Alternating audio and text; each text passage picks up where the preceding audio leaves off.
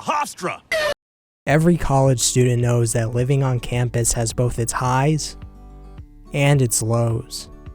And Hofstra University is no exception. There are plenty of places to live on Hofstra grounds, but as students know, some places have more perks to it than others. As you can clearly see, I live in a 4-person suite, and while my roommates are great,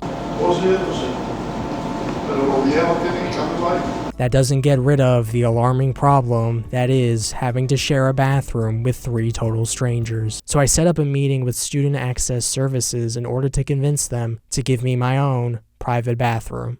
You see, the key to getting a single with your own bathroom is to have a medical condition that prevents you from being in a shared space. So if I could just say I have a condition that the school would never possibly want to do a background check on, then that private restroom would be as good as mine. That condition is genital herpes. So I came in today because I wanted to apply for a single room with a single bathroom. Okay. And I did that before because I said I had a medical condition, which was I got surgery. Okay. And I did get surgery. That was actually just to cover up for my real condition. Okay. What's your condition? Herpes. Okay. Well, what's so funny? I've just never heard that one before. You never heard of herpes before? No, like we've never had someone come in for a case of herpes. Well, it's a real disease and it's affecting me greatly. It just doesn't look like you have herpes. Well, that's because it's genital herpes. I'm sorry, what? Genital herpes? Okay. I just don't think it's fair to my roommates if they have to share a toilet seat with somebody who has genital herpes. I just don't think we can accommodate you today. Why not? Well, I don't think you actually have herpes. How do you know? Well, It's on my genitals. How do you know? listen, even if you did have the condition, you'd need the proper documentation. So if I get you the documents that prove I have herpes, you give me the room? No.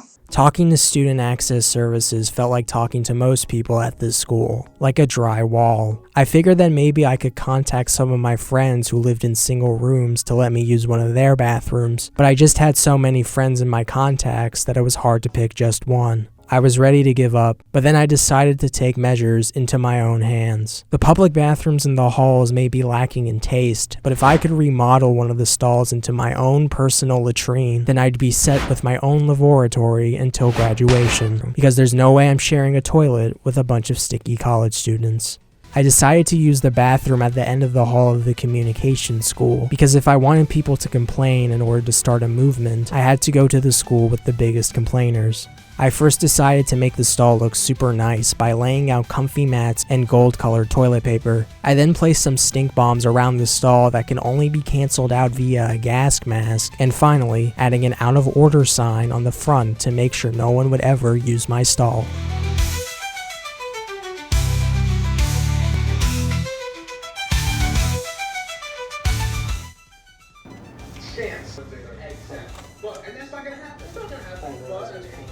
Kind of looks like shit.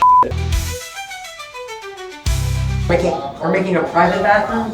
A private bathroom. So because a lot of students are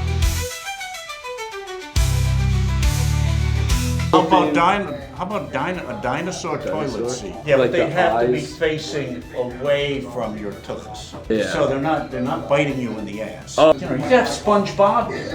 But is it a little weird that like characters are looking at you when you go to the bathroom? Okay. And after releasing a nice warm deuce, I went to sleep soundly, knowing that I finally had a space just to be a guy. Unfortunately, I woke up to a tragedy next morning. I had saw that my private bathroom had been completely defiled. Not only were the stink bombs gone, but someone left their remains in the toilet. When I tried to call public safety about it, they just didn't understand my situation.